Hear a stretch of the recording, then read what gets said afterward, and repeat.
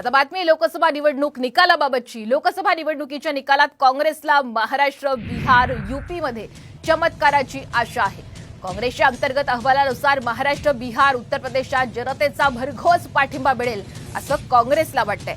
त्यातही महाराष्ट्रामध्ये सर्वाधिक जागा मिळतील असंही अहवालात म्हटलंय। लोकसभा निवडणुकीची 4 जून रोजी मतमोजणी होणार आहे आणि या अनुषंगाने आपण पाहतोय काँग्रेसला या 3 राज्यांमध्ये आपली सरशी होईल अशी आशा निर्माण झालेली आहे। 4 जूनला निकाल लागतोय आणि त्या पार्श्वभूमीवर एक मोठी अपडेट।